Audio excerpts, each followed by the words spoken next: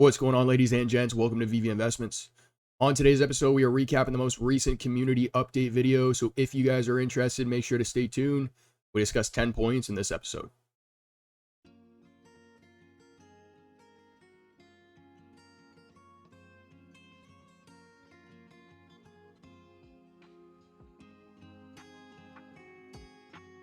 So it's actually been quite a while since we had a community update done by the team.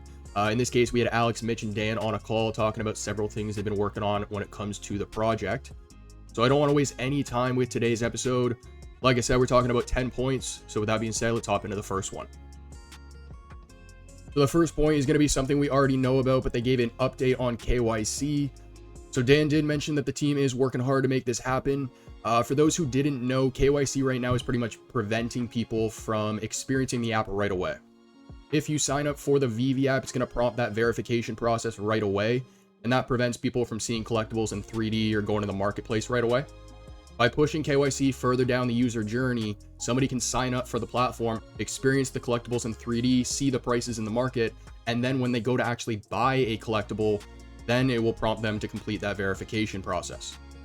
So they were talking about how this was quite beneficial over at Comic-Con because prior to this year, when they hand out promo codes, people couldn't really experience the app right then and there. Whereas this year, they can hand out the promo codes and people could sign up right away. Now, what's interesting about this is they were explaining this feature as if it was already implemented for them over at the convention. I went onto Twitter yesterday, okay? Convention's already done at this point. And I'm reading a tweet from DeLorean Time Machine, and he says that he got his kids into VeVe from the Astro Boy drop. But when his kids signed up to go get it, it still prompted that verification because he wasn't 18 yet. So I don't know if the team has the system just partly turned on and it was working for them over at the convention, or if I just misunderstood them. But regardless, a big benefit for the promo codes once this KYC process has been pushed is that somebody can use this promo code to sign up and benefit from using the promo code right away. Now, in terms of transitioning IP over into the VeVeVerse, the team did also mention that the licensors have to review and approve the look of their collectibles in the VeVeVerse prior to the team being able to announce and open the VeVeVerse up. So they said that this is why the process has taken a little bit longer than expected. It's because of the thousands of collectibles on the platform at this point. Each and every one of them have to be reviewed and approved by each and every one of the respective IP brands. Now, for those who don't know, David and Dan being the co-founders of VeVe, David handles more the licensing side of things, whereas Dan is more the operations and VeVeVerse side of things. So Dan has been in the VeVeVerse a lot, and he says he's bullish on two things: social tools and creator tools. So when I say creator tools, I don't mean like content creators. I mean users who have the role of a creator. Remember the explorer, creator, and commentator roles? These would be users who have their permissions toggled on to be able to move and edit things. Now, they did go on to say that their library is also going to consist of simple shapes as well as default models. So the team's going to be working to expand this library over the coming weeks, adding urban features like trees, buildings, and things like that. One thing that they did say that was a little disappointing for me, I mean, it could change in the future, I don't know, but they did say that you're not going to be able to change the textures or colors of IP assets, but you will be able to change the colors and textures of non-IP assets. So when I say non-IP, I mean like the default models and simple shapes. But what it sounded like to me was in terms of the collectibles in our vaults right now, which are the IP assets, you're not going to be able to change the colors and textures. And it's not like I expected that right away anyways, but hopefully it is something that we can see in the future.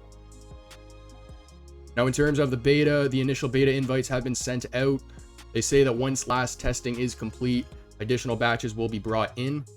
The team wants to ensure proper functionality and to ensure that their systems are scalable. So making sure that their systems don't break when they have more users come in.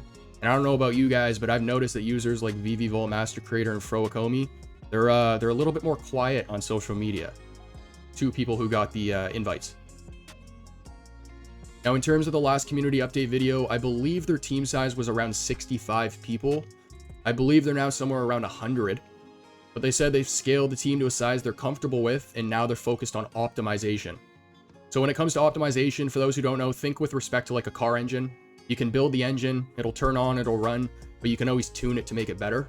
Tweaking, making improvements to systems you already have implemented, or even people in this case. And then Mitch did also say that they are still focused on filling roles that will provide VeVe with additional capabilities.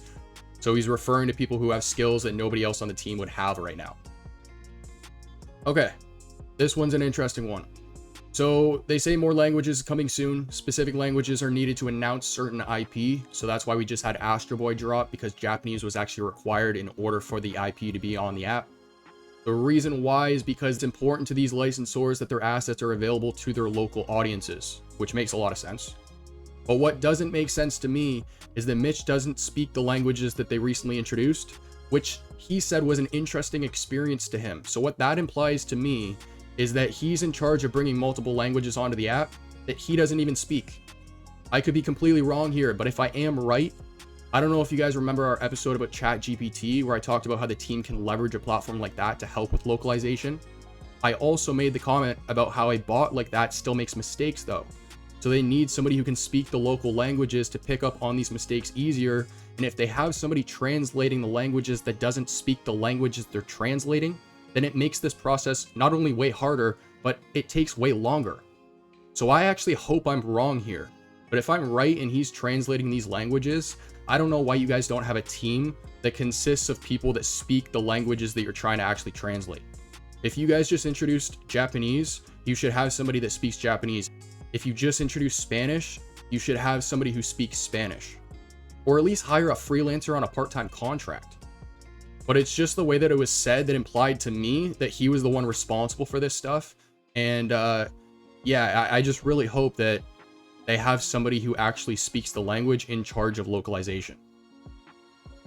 Now, we did get a little update on Payout. They say that they're actually holding the current amount of people that they have in beta steady. The reason why is because they've identified certain issues. So the team is working to fix these issues, and once they've been fixed, they're going to resume rollout. Dan did also make the comment that it may seem slow from a user's perspective, but the team is diligent when it comes to anything financial, because of course it's a liability for VeVe. Another thing I want to point out here is that Dan and Mitch on this call were noticeably drained. Their voices were very monotone. So that would fall in line with one of two things. Either they're out partying every single night, or like they said, they got their heads down and they're focused. With that being said, I really hope we see a little bit more energy when it comes to these community updates, especially when it comes to an update that we've been waiting so long for. Next up, they talked about the waitlist bug. All right, so there's 3 phases to the waitlist. There's the time for people to join the waitlist, there's the allocation during the 5 minutes, and then there's the rebound. So one of two things happens.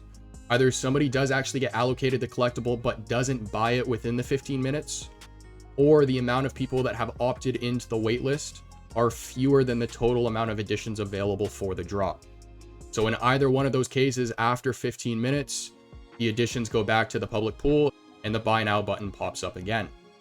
What I did not like hearing was that the initial buy option is prioritized to KYC verified users, but the rebound buy option is not. It's open to everybody, including non-KYC verified users. And to me, I've been trying to think about this. I cannot understand why they've done this.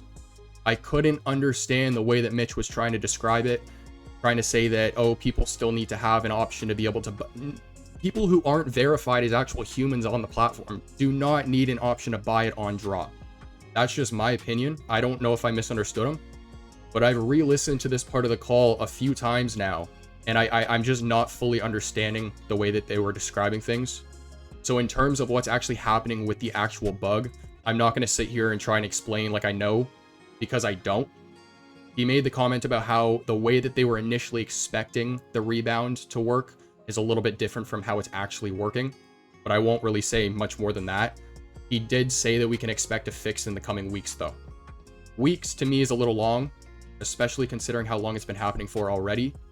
And he was also clear that because this is one of their priorities, that doesn't mean they've taken their attention or focus away from things like MCP. I just got that. It's 10:54. Waitlist closes in 1 minute. Anyways, the team then goes on to talk about collectible spread. So Dan mentions that the spread for collectible deliveries has actually become a lot more global. And for those who didn't know, the reason for their drop time at 8 a.m. PST is because that is the time that has the most overlap between active users on the platform. Not really much more to say there. And we're going to end things with a bang. This is a feature I really, really like. So we are going to have the ability to opt in 24 hours before a drop. So if you have the required amount of gems in your wallet, you can actually have it set up to auto purchase that collectible. So let's say, for example, you've been getting up at 4 a.m. to do drops like Dan and David. You can have this option toggled on, wake up at 9 or 10 a.m. and have the collectible if you are allocated the collectible in your wallet. Now, like I just mentioned, you are going to have the ability to toggle the feature on and off. So if you don't want this to happen, you have that choice. But one thing to note, and we just did an episode on this talking about how we have an increase in competition because of the waitlist system now. This will further increase competition, right? Because it will make it easier for more people to go for drops more often now. People over in Europe or Australia or New Zealand or anywhere in the world where you have to get up at a ridiculous time might not be getting up consistently for every single drop, whereas now they can participate consistently for every single drop. Ladies and gents, that's going to conclude today's episode. I hope you enjoyed. We're going to have another collectible showcase dropping tomorrow. This one's going to be Astro Boy, so a new collectible on the platform. So if you guys are interested in checking that out, make sure to tune in over on Twitter. But if you guys enjoy the content, make sure to like and subscribe. Comment down below what you want to see in a future episode. And as for next, I'll catch you then. 6, 5, 4, 3, 2, 1. Did I get it? Did I get it? Oh, yes. You've been selected. That's my third waitlist drop I've won, I think. Oh, okay. Thank God. Mint number 3093. Your rarity will be revealed upon delivery. That rhymes. Call me Dr. Seuss.